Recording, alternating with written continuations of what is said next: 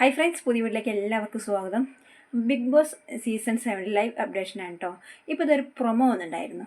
വേറെ ഒന്നല്ല, നമ്മളെ മത്സരാർത്ഥികളുടെ ഈ ഒരു വീക്ക് മണി വീക്കായിരുന്നല്ലോ. ആ മണി വീക്കിൽ ഇന്നലെ വരെ 10,000, 15,000, അതുപോലെ തന്നെ 25,000 അങ്ങനെ ആ ഒരു പൈസ ടാസ്ക് ആയിരുന്നു അല്ലേ. അതുപോലെ തന്നെ ഇന്നിതാ 3,50,000 രൂപയുടെ ടാസ്ക് ആട്ടോ. അപ്പോൾ അത് നമ്മൾ 100 ലഭിച്ചിരിക്കുന്നത് കേട്ടോ.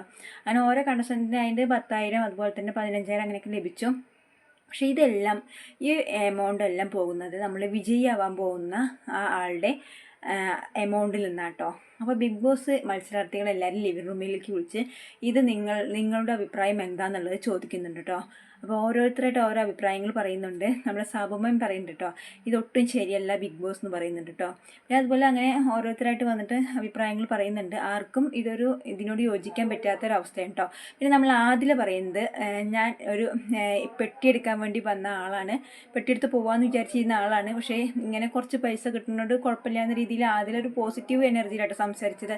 എന്തായാലും നിങ്ങൾക്ക് ഇതിനെ കുറിച്ചിട്ട് എന്താണ് അഭിപ്രായം എന്നുള്ളത് ഒന്ന് കമൻറ്റ് ചെയ്യണം കേട്ടോ.